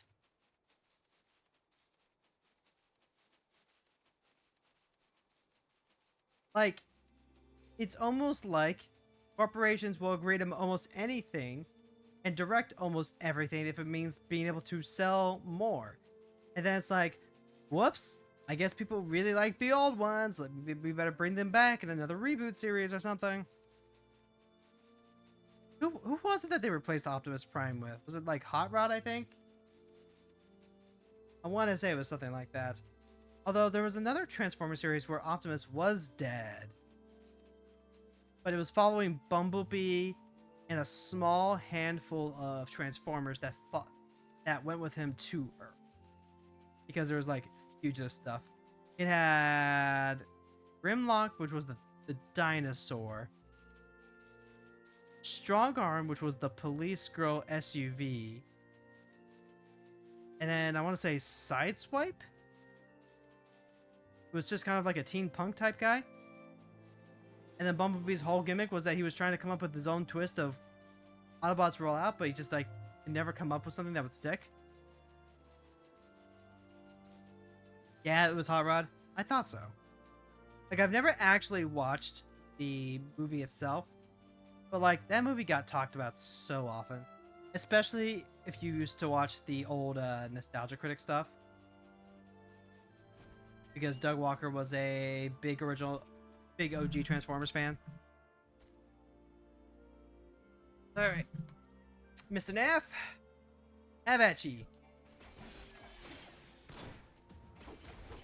Transformers movie caught enough backlash that they had to alter the animated G.I. Joe movie to do another major death. I can believe it. I can believe it. We live in the world where, you know, this is just according to the producers, Power Rangers, but this is the same world where Parents were reporting that their kids were refusing to eat until Tommy the Green Ranger made a reappearance on Power Ranger. And it's like, yeah. Turns out a lot of people don't like it when their favorite characters go away. They're just like that. We gotta go to 7th Thanaland. Hopefully he's in one of the spots.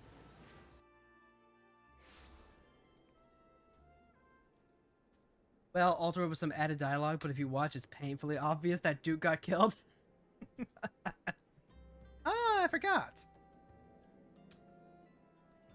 Welcome to the home of the U tribe, by the way.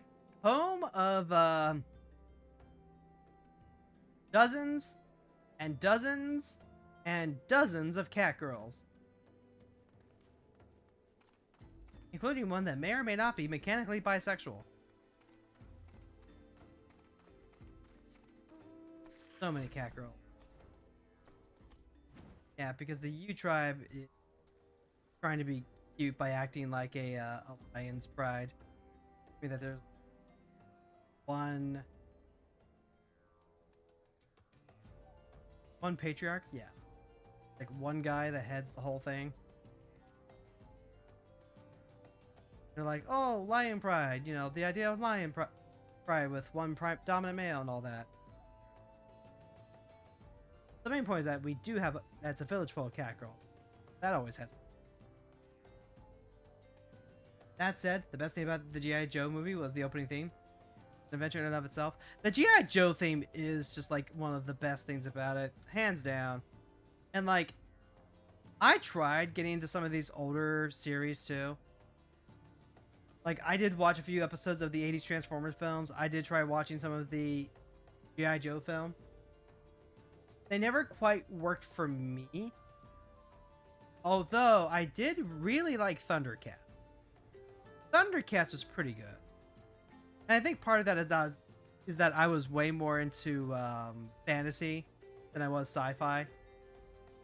Like, even though I was into Star Wars, like, Star Wars is basically just fantasy in space.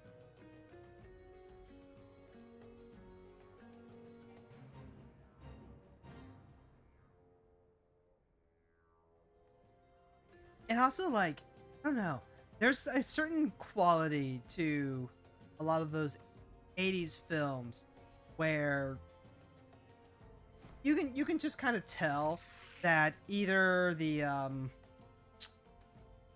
talent was not used to actually voice acting, or that the animation was very, very low budget. Like, I think that's actually one of the bigger issues. Some of those isn't that they were made, you know, on, you know, to sell toys, or that the acting was super stilted. It's that it was very new, right? Because a lot of those shows came about because of the Reagan administration deregulating what was allowed to be advertised towards children. And so it was very new, very unexplored territory. But thank God, at least we had, like, you know, storytellers that were going to use it as an opportunity to, you know, maybe it's their job to make a toy commercial, but at least they can try and give the kids a good message with those toy commercials. And that was very much out of the words of one of the writers for Beat. Also, we got to go back to Gridania so we can gotta go back to Gridania. Fantasy in space? Yeah, that's a fair assessment. Yeah, it is. True. Man, I tell you, I really didn't appreciate like more traditional science fiction until I was older. Not just because I was given a chance to actually watch more Star Trek, but also because I was finally getting a chance to read a lot more of the classic speculative fiction.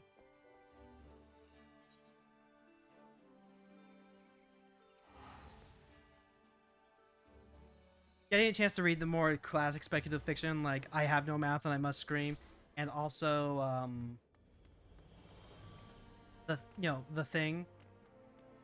the original Among Us story. Get a chance to read those. Definitely makes me appreciate it. But I'm still not really into like the more mundane type stories. Like I've read a bit of urban fantasy, but I'm just not here for it. Like it doesn't quite work for me. I've tried reading City of Bones and eh. Oh, all right.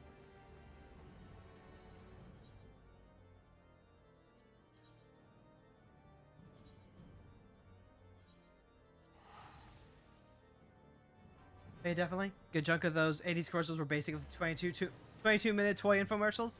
Yeah, that's what I'm saying. That's what I'm saying. In fact, I remember, it's actually kind of a miracle that they turned out as good as they did. Like, a lot of people had to have really good intentions in order to make those, like, worthwhile. It could have been phoned in as very cynical, very, we're just here to collect our, to write something for kids. Don't worry about it too much. They're stupid. They're not gonna, know the difference or whatever.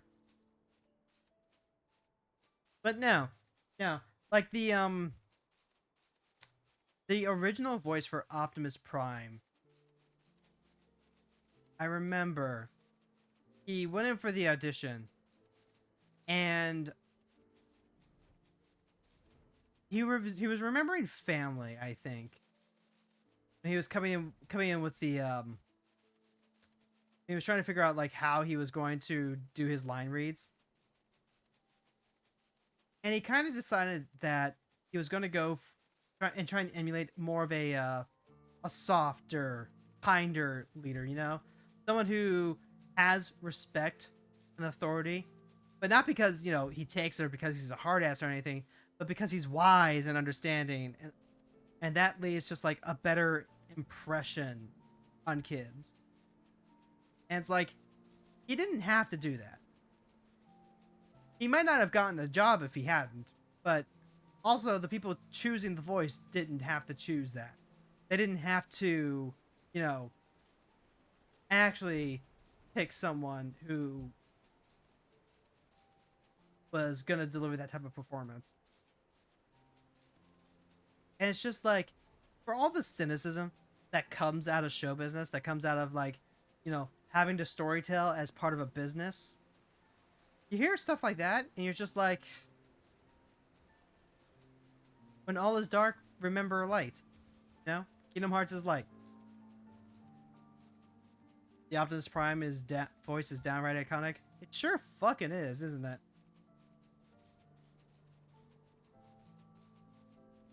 AI could never. AI could never. There's a reason he used that same voice for those old Toonami promos. Was that him? I thought that was Sunny Straight. Like I'm pretty sure Tom was originally voiced by Sunny Straight, who voiced Krillin in DBZ Abridged. And then after the change with Toonami, they changed his voice actor to the guy who does Spike from Cowboy Bebop. Oh, well.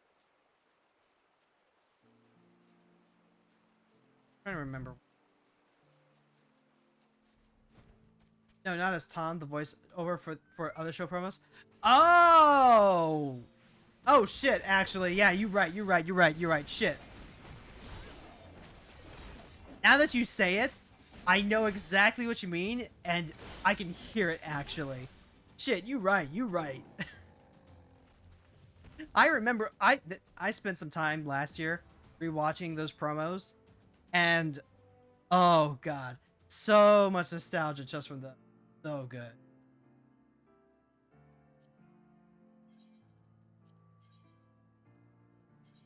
Just don't look at the comments for the Black Lives Matters video that Toonami put out.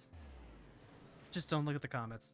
Just be happy that, one of our favorite television block broadcastings decided to be on the right side of history here.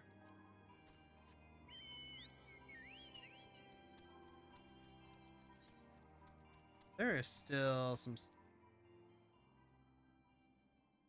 wigs. That's for the Warring Triad. They're all Zodiac quests. That's the side quest for the Doman kit. Tom usually calls him the big guy. Yeah, that tracks. Wait, does that mean that like Optimus Prime is actual like just like an actual factual allegory for like Christ? Christ the Son turning into God the Father? You know he's usually been on the right side, especially with the classic Tom speeches. For real, for real, for real. There we go. So that takes care of this week and the previous week. And now, actually, what we can probably do...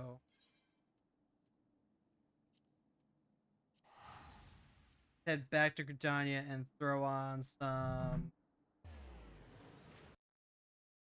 gold saucer type stuff. Actually, let me go ahead and pull up the fashion report. Literally, lavender purple, desert yellow, the Damberite choker. Do I even have it?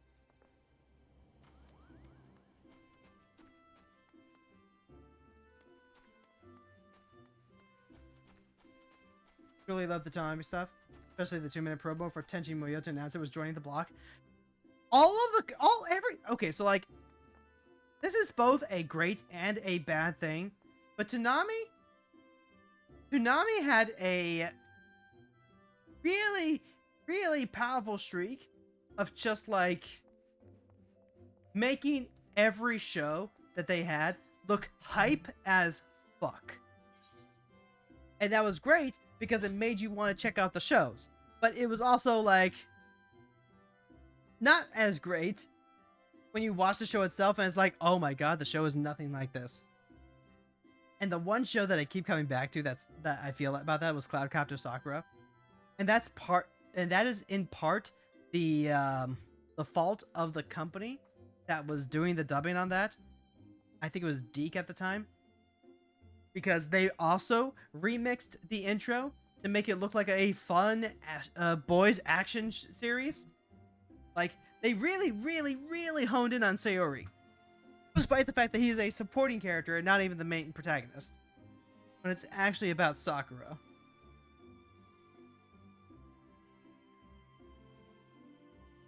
Oh, come on.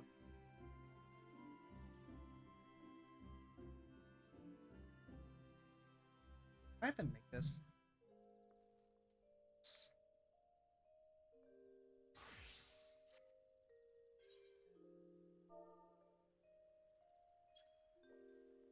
Right, Joker. It's level 27.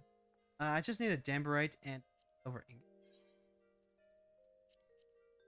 Silver ingots should be found.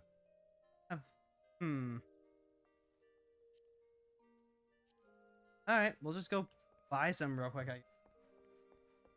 Now we got card captors after the fact. That's what I'm saying, though, right? That's what I'm saying. Like, it's not necessarily Toonami's fault, but Toonami did still do, like, the awesome commercials and... You know what's gonna be crazy? I'm gonna buy 27 gil.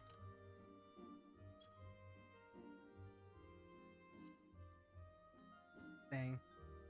Oh, you've got to be kidding me.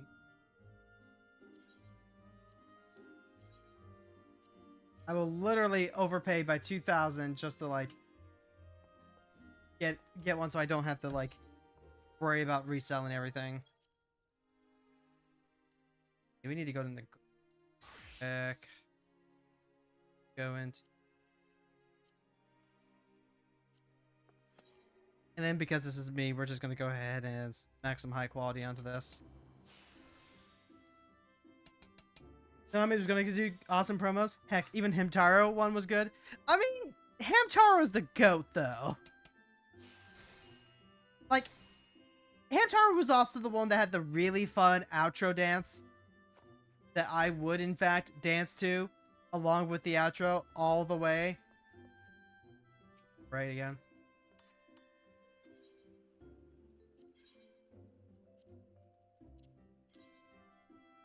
What's the current market price again?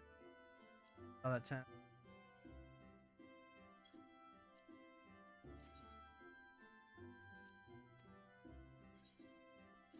Anyways, so like, made a good on show, but they made good on shows that they were basically forced to air. I mean, look, I don't think Toonami ever had one that was a myth, you know? Like, I'm not saying that any of these shows did not live up to, like, you know, being good shows or not. Like, they had Totally Spies, they had Code Lyoko, they had some really, really good stuff. What I am saying is that they may or may not have, you know, given the old Toonami spin to shows that were pretty low key, pretty chill, pretty relaxed, pretty feminine, if you were. Actually, then we go to our gold saucer glam plate. Here we go. Go ahead. We'll there.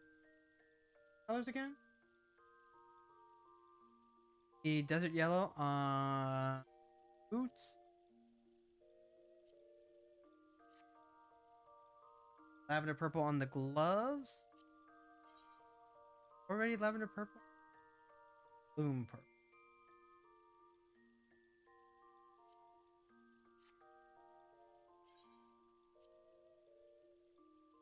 Then, real quick, I'm gonna apply. Gonna go show ourselves off. Judge, get some money. We can even trade in all these cards while we're at it. Pretty feminine. Now that just makes me wonder about the shows that they wanted to get outbid for, like Escaflowne, Magic Knight, Ray Earth, and Slayers. Oh my god. Could you imagine though? Could you imagine if Slayers, Ray Earth, and Escaflowne had made their way to Toonami? Those ones absolutely would have fit the bill. Oh my god. Actually, you know what's ooh. You know what would be a fun project, chat? What if I like got around to making Toonami promos of shows? What if I just like took some fun shows and then give them the old Toonami touch up? That'd be fun. That'd be really fun. No, that's the mini Cackpot Broker.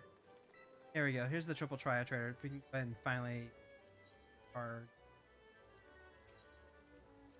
Oh, why am I not like buying a ton of cards? Let's go get our freebie. Then we'll come back and take a look at what we have. And also, we are getting close to the end of the stream. So, like, chat, is that time again. Time where we let you know that we love to pass on the love. You know anyone who's cool? If you know anyone who's queer, trans, bi, like me, autistic, maybe someone who plays a lot of card games, maybe someone who plays a lot of Final Fantasy 14, MMOs, card games, that sort of thing. Maybe they're just like, you know, maybe they just fit the vibes. Go ahead and hit that lead the raid redeem that we have in our channel point redeem. And we'll pass everything over there. Make sure that we... Oh wow, those dorm rates sold immediately. Wow. Made a profit off that.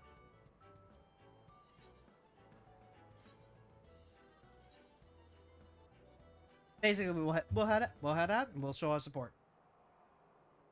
All said and done, just amazing me that Toonami is still going.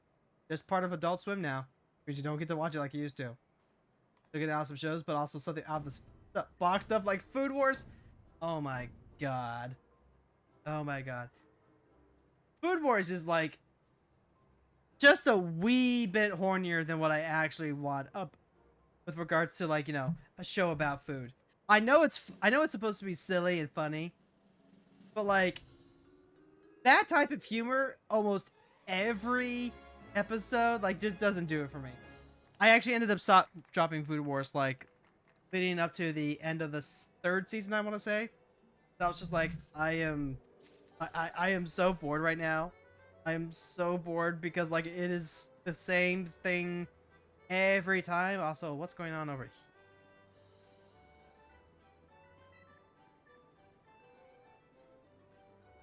Nice little amalgamation of players. Oh, they might be waiting for like a gate or something. Yeah, they're probably waiting for a gate or... Anyway, I gotta go buy some cards real quick. Actually, I don't even need to do it like that. I can just go ahead and switch over. Job and I'll play my clan. They had to edit the food gasms, but yes, they aired it. Oh my god. If they had to edit it, then what's even the point? Also, I am. Jackpot ticket. I'm gonna play this real quick. We have to, let's see, we're trying to aim for like 24 6. 24 6. So there's a 2 here. Nope. Get like 2 more free plays. And like it's all upside, so you're restricted to like 3 per day. 4, this is 13.